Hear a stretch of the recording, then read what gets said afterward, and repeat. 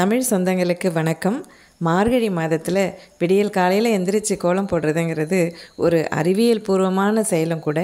ஏன்னா அந்த விடியற்கால நேரத்தில் மார்கழி மாதத்தின் போது ஓசோன் காற்று அதிகமாக பூமிக்கு வருது அப்படின்னு சொல்கிறாங்க.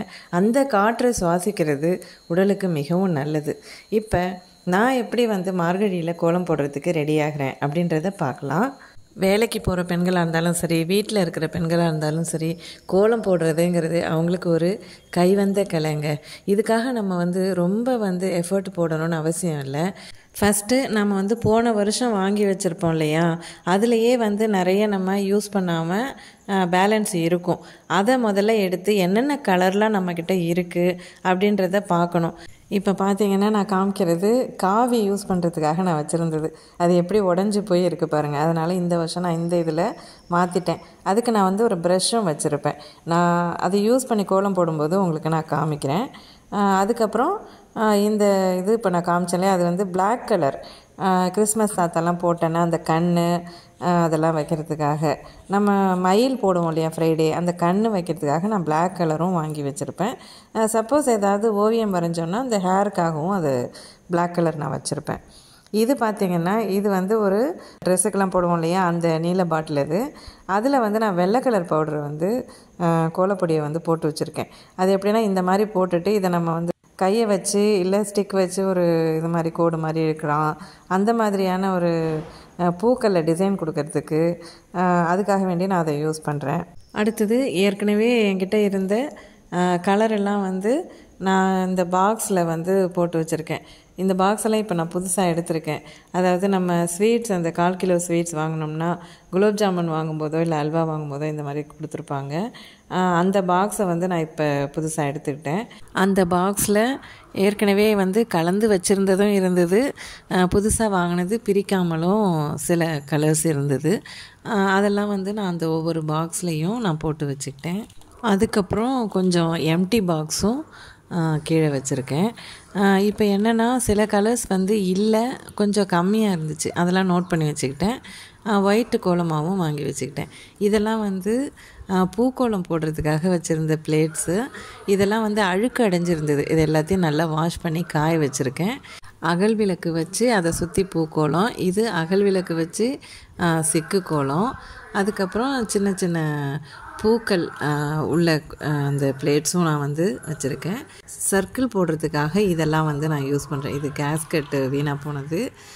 இது பார்த்திங்கன்னா பாதம், சுவாமியோட பாதம் பூஜை அறையில் போடுறதுக்காக நான் அதை வச்சுருக்கேன். இல்லாத கலர்லாமும் நான் நோட் பண்ணி வச்சுக்கிட்டேன். அவ்வளோதாங்க.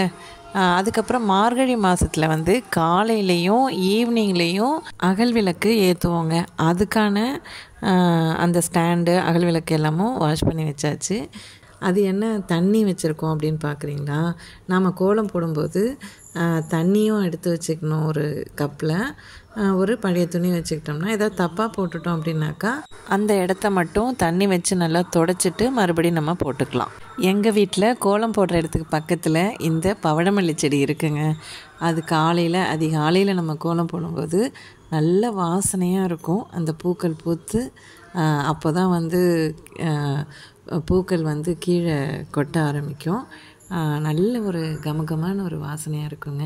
அவ்வளோதாங்க, ரெடி பண்ணி எல்லாத்தையும் எடுத்து நான் உள்ளே வச்சுட்டேன். இப்போ என்கிட்ட இல்லாத கலரெல்லாம் நான் எங்கள் வீட்டில் வாங்கிட்டு வர சொல்லியிருந்தேன். அவங்க வாங்கிட்டு வந்து கொடுத்தாங்க. அதாவது இந்த green, dark red, orange, blue. இது காவி இல்லாமல் இருந்துச்சு, கம்மியாக இருந்துச்சு, காமிச்சேன் இல்லையா, அதையும் வாங்கிட்டு வந்தாச்சுங்க. இந்த கலர் எல்லாமே மயில் கோலம் போடுறதுக்கு எனக்கு யூஸ் ஆகிருக்கும். போன வருஷமும் வாங்கியிருந்திருப்பேன், அது காலியாக இருந்திருக்கும். ஏன்னா நான் ஃப்ரைடேயில் மயில் போடுற வழக்கம் எனக்கு உண்டு. அதனால் அந்த கலர் காலியாக இருக்கும். மயில் தொகைக்கு இந்த க்ரீன் கலர் இருக்குது பாருங்கள், இது அழகாக இருக்கும். ஒவ்வொரு மாதமும் ஒரு சிறப்பு தாங்க. கார்த்திகை மாதம் நம்ம விளக்கேற்றி வச்சுருப்போம்.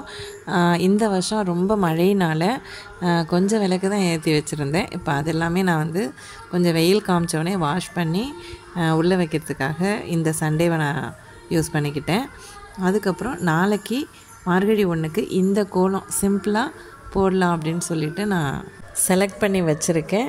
சப்போஸ் மழை பெஞ்சதுன்னா நான் இன்னும் சின்ன கோலம் போட்டு அழகாக கலர் கொடுத்துடலாம் அப்படின்னு சொல்லிட்டு ஐடியா பண்ணி வச்சுருக்கேன். வாழ்க்கை நம்ம கையில் தாங்க இருக்குது. நம்ம பிரபஞ்சம் அள்ளி தந்திருக்கக்கூடிய இயற்கைகளை ரசிக்க கற்றுக்கிட்டோம் அப்படின்னாலே பணம் நமக்கு ஒரு பெரிய பொருட்டாக தெரியாதுங்க. ஏன்னா இந்த பிரபஞ்சம் நமக்கு எல்லாத்தையும் அள்ளி வழங்கி இருக்குங்க. மார்கழி மாத விடியலில் இயற்கை அள்ளி தந்த ஓசோன் படலத்தை அழகான கோலத்தோடு நம்ம சுவாசிப்போம். என்னோட எல்லா வீடியோஸையும் பார்க்குறதுக்கு மறக்காமல் என்னை சப்ஸ்கிரைப் பண்ணுங்கள், லைக் பண்ணுங்கள், ஷேர் பண்ணுங்கள் அண்ட் கமெண்ட் பண்ணுங்கள். நன்றி சொந்தங்களே.